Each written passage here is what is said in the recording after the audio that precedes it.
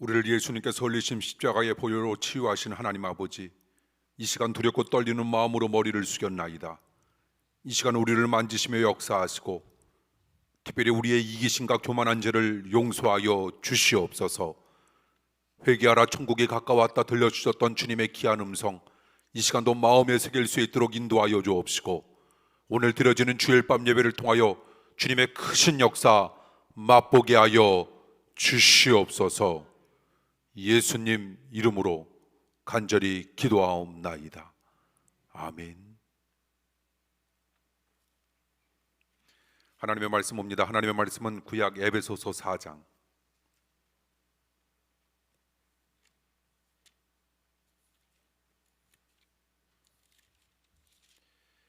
에베소서 4장 31절 32절 읽도록 합니다.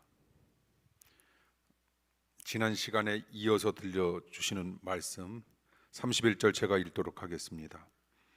너희는 모든 악독과 노함과 분냄과 떠드는 것과 해방하는 것을 모든 악의와 함께 버리고 서로 인자하게 하며 불쌍히 여기며 서로 용서하기를 하나님이 그리스도 안에서 너희를 용서하심과 같이 하라.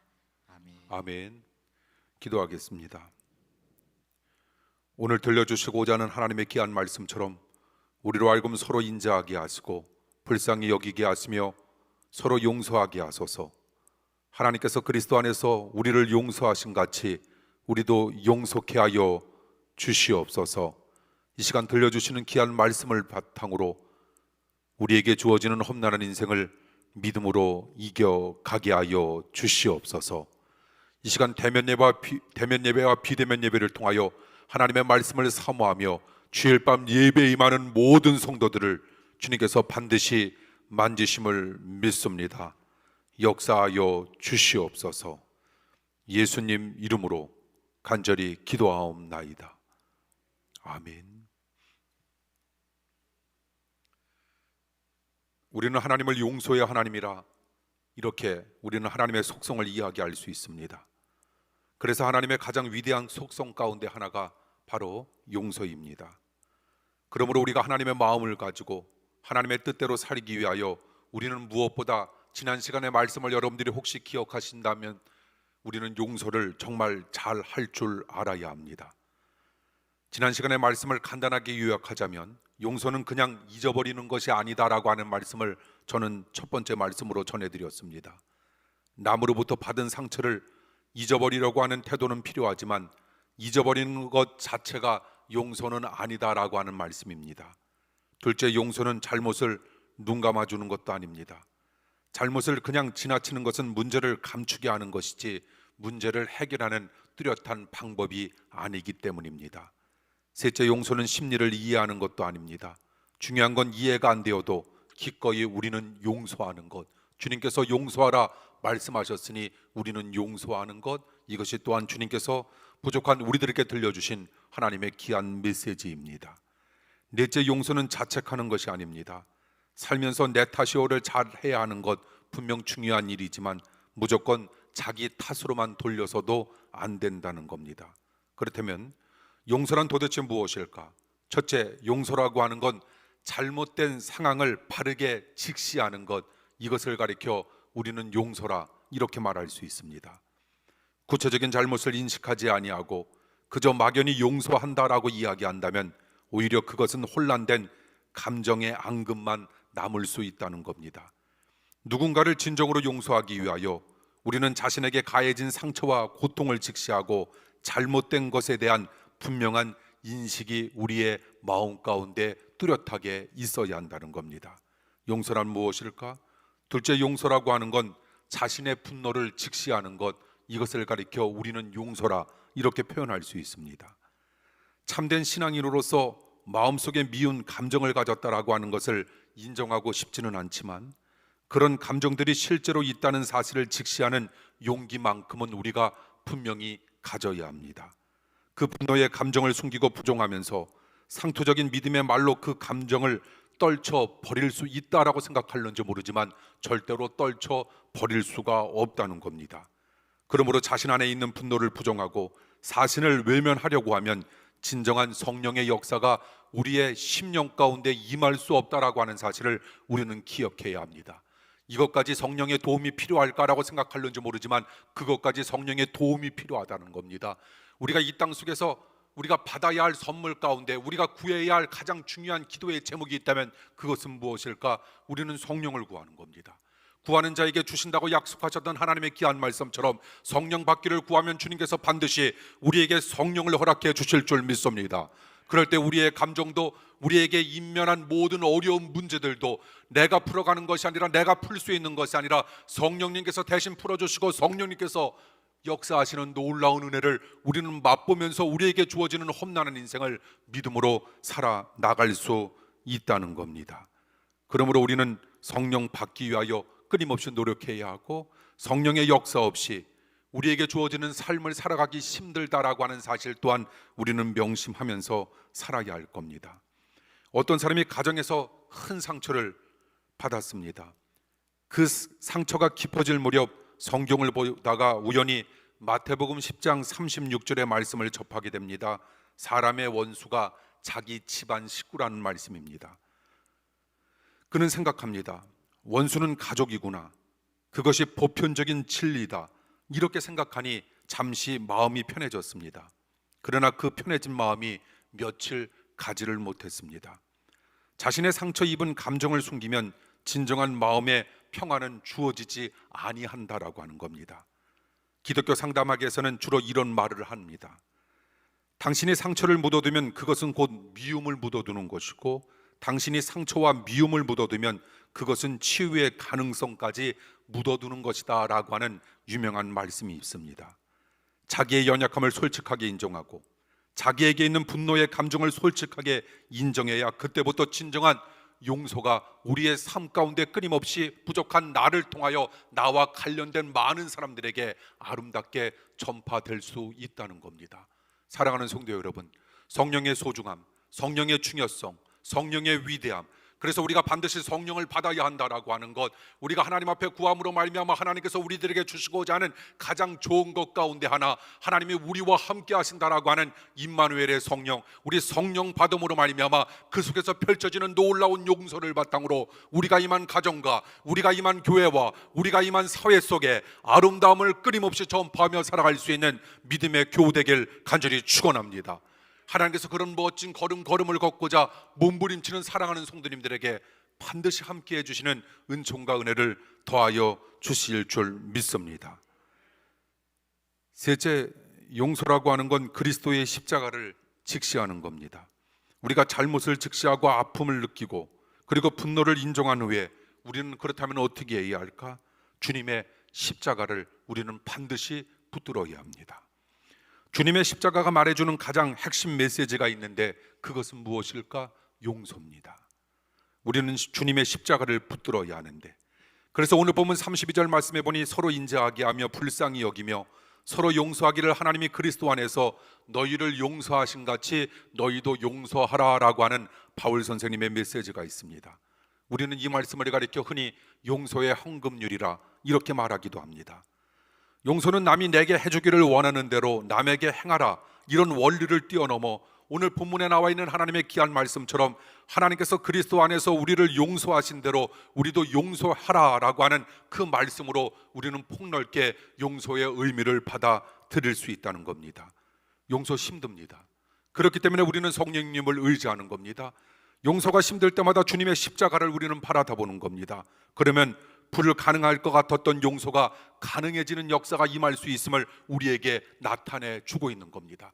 사람으로서는 불가능하나 하나님으로서는 모든 것이 가능하다라고 하는 것, 너희들에게 믿음만 있으면 못할 것이 아무것도 없다라고 하는 것, 사람이 할 수 없는 것 하나님은 하실 수 있다라고 하는 것, 그러기에 우리는 그분을 믿고 있다라고 하는 것, 믿고 구하는 것은 받은 줄로 믿으라라고 하는 약속의 말씀을 바탕으로 우리에게 주어지는, 우리들이 할 수 없는, 우리 힘으로 이룰 수 없는 모든 것들을 우리는 믿음과 은혜로 이루어가며 살아가는 주님의 고귀한 백성 되길 원합니다.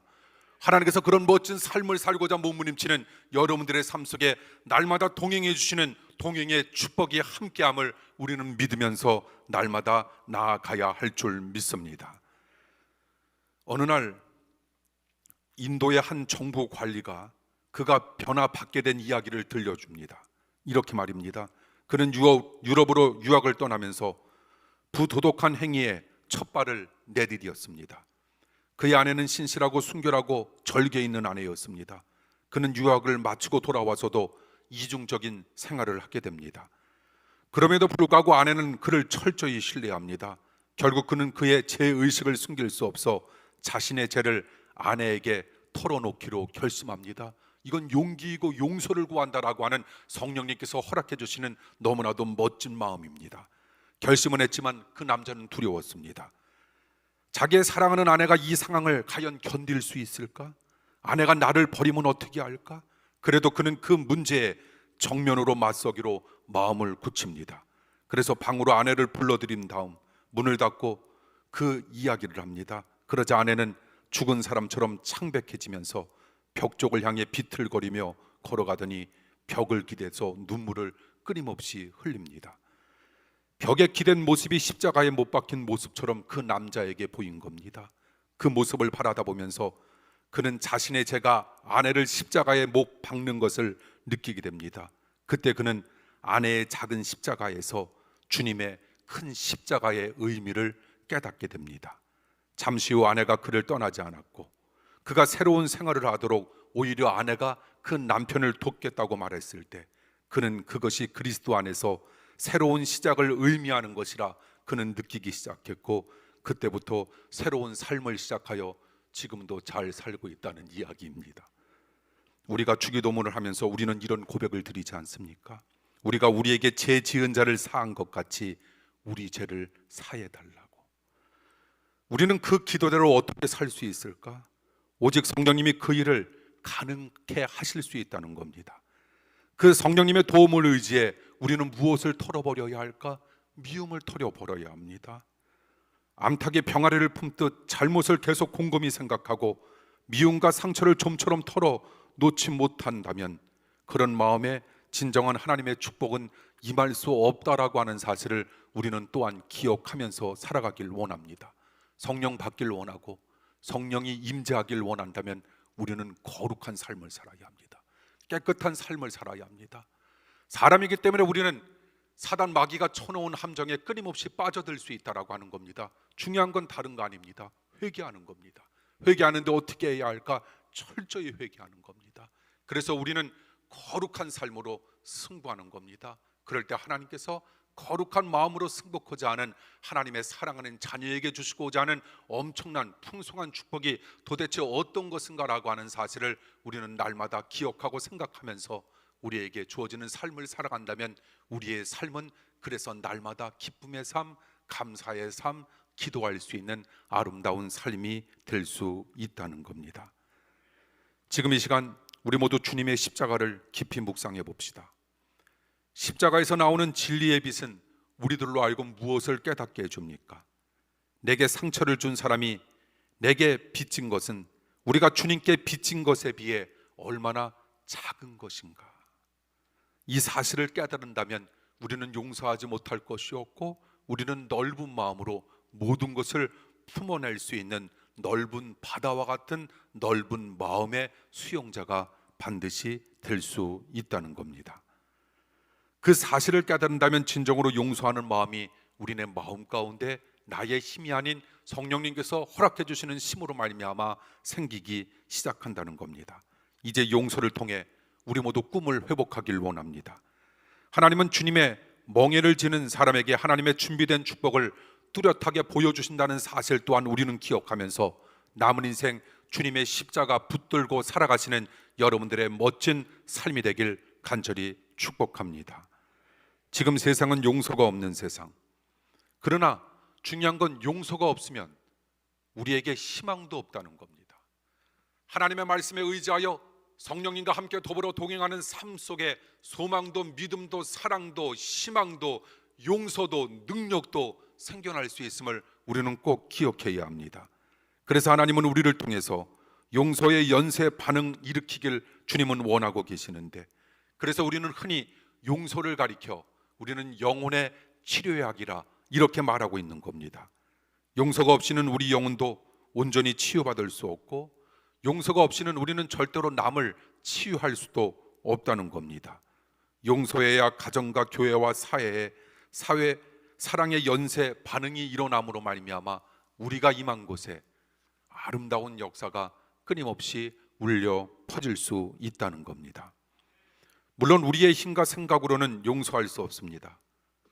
그러나 성령님이 우리를 도와주신다면 우리는 반드시 용서할 수 있습니다.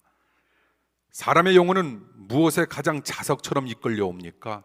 바로 성도의 용서하는 모습에 자석처럼 이끌려옴을 우리는 느끼게 되는데, 결국 영혼을 얻을 수 있느냐 하는 것은 우리가 진정으로 용서를 할 수 있느냐, 이런 엄청난 사실에 달려 있음을 우리는 깨달아 보면서 주님께서 용서를 통하여 역사하실 주님의 모든 말씀을 우리는 늘상 기억하면서 살아가야 할 겁니다.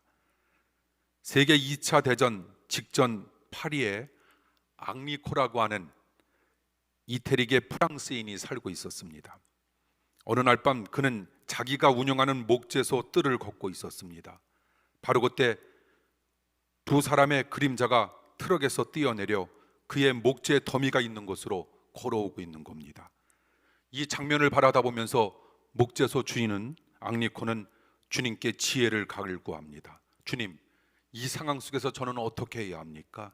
그때 성령님께서 그들을 용서하라, 이 음성이 들려오는 겁니다. 그는 잠시 후 목재들을 도둑질에 트럭에 싣고 있는 그 도둑놈들에게 가서 조용하게 목재 싣는 일을 도와주는 겁니다. 그리고 몇 분 후에 물어봅니다. 이 목재를 어디에 사용하려고 이 목재를 싣고 있는 겁니까? 그들은 집을 짓는데 사용하려고 목재를 싣고 있다 말합니다. 그러자 앙리코는 이들에게 다른 목재 더미를 가리키면서 집을 짓기 위해서는 저기 있는 나무가 훨씬 좋은 나무이니 저쪽으로 가서 목재를 실으라고 아주 상냥하게 이야기를 해 주었습니다. 결국 트럭에 목재가 가득 찼습니다. 그때 한 도둑이 앙리코에게 이렇게 말합니다.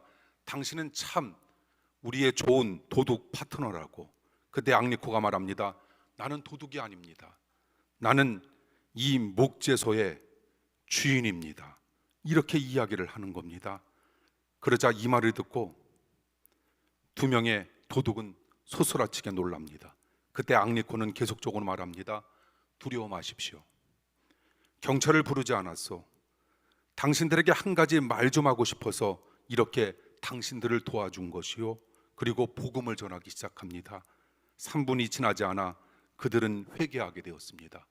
후에 이들은 어떻게 되었을까요? 이건 실화입니다. 어떻게 되었을까요? 예? 후에 그들은 회개해서 한 사람은 목사님이 되고 한 사람은 장로님이 되어 지금도 프랑스에서 잘 살고 있다는 아주 복음적인 이야기입니다. 그 두 사람을 주님께 인도했던 건 한 트럭분의 목재가 아니라 앙리코의 용서였습니다. 그 용서하는 마음은 바로 성령님이 주신 겁니다. 이제 서로 인자하게 우리 모두 여깁시다. 그리고 불쌍히 여기십시다. 그리고 하나님께서 주님의 십자가 안에서 우리를 용서하신 것처럼 우리도 서로 용서하면서 남은 인생 살아야 할 겁니다. 우리가 용서할 때 가장 뚜렷한 하나님의 속성과 축복이 우리의 삶 가운데 나도 모르는 사이에 임하게 됨을 우리는 먼 훗날 우리는 되돌아보면서 아마 느끼게 될 겁니다. 바로 그때 하나님의 생각이 우리의 생각이 되고 하나님의 비전이 우리의 비전이 되며 하나님의 풍성이 우리의 풍성이 되고 그리고 하나님의 평안이 우리의 평안이 되는 놀라운 축복이 반드시 임할 줄 믿습니다. 항상 서로 용서하기를 힘쓰므로 우리 사랑하는 성도님들의 가정과 교회와 그리고 사회의 변화의 초석이 되길 원하며 하나님의 풍성한 축복을 얻는 분들이 되길 축복합니다. 여러분들은 반드시 그런 중요한 성령님의 자녀로서 거듭나 어두운 세상을 밝히는 능력의 빛된 성도님들이 반드시 되리라 믿습니다. 그 소망과 그 희망과 그 은혜와 그 믿음을 가지고 어려움을 어두움을 우리 한 걸음 한 걸음 밝혀나가는 능력의 성도님들이 되시길 간절히 축원합니다. 기도하겠습니다. 하나님, 사람의 마지막은 하나님의 놀라운 능력의 시작이라 말씀하셨으니, 그리고 나는 할 수 없지만 하나님은 하실 수 있다라고 하는 믿음으로 나에게 주어지는 내가 할 수 없는 모든 것들 임하게 하여 주옵시고, 그러기 위하여 우리로 하여금 성령을 받게 하여 주시옵소서. 하나님, 거룩한 영, 성령이 거룩한 마음으로 살고자 하는 우리 사랑하는 성도님들의 심령 가운데 임하고 나타나게 하여 주시옵소서. 주님의 놀라운 은혜 받길 원하며 말씀 따라 살아가길 원하고, 그리고 성령 받아 남은 인생 더더욱 복되기를 원하는 사랑하는 성도님들의 심령 가운데 성령님 반드시 역사하여 주실 줄 믿습니다. 능력을 베풀어 주시옵소서. 예수님 이름으로 간절히 기도하옵나이다. 아멘. 교회 소식 말씀드립니다. 우리 주변에 계신 분들과 함께 가정에서도 함께 인사 나눠주시죠. 오늘 주일밤 예배 참여해 주신, 그리고 비대면 예배로 임하시는 우리 사랑하는 성도님들 축복하고 사랑합니다. 오늘 그래도 우리 교회가 주일밤 예배도 우리 가장 어린 서아로부터, 그리고 우리 연우, 서우, 그리고 우리 나이 드신 어른에 이르기까지 이렇게 참여해 주셔서 너무 감사하고요. 계속적으로 우리가 참여하는 예배에도 최선을 다해 주시고, 또한 비대면 예배를 드릴 수밖에 없는 상황 속에서도 비대면 예배 속에서 하나님의 놀라운 능력을 여러분들이 꼭 만끽하시는 그런 비대면 예배가 되길 원하고요. 특별히 우리 김성성 장로님의 지금 상태가 조금 좋지 않습니다. 위에서도 더 기도해 주시기를 바라고요. 건강상으로 어려움을 겪고 있는 우리 사랑하는 성도님들을 위해 여러분 함께 더불어 기도해 주시는 또 한 주간의 삶이 되시길 원합니다. 여러분 임한 곳에서 정말 하나님의 은혜로 열심히 사시다가 돌아오는 주일, 종료주일입니다. 우리 믿음과 은혜로 다시 만나 뵙길 원합니다. 축복 기도합니다.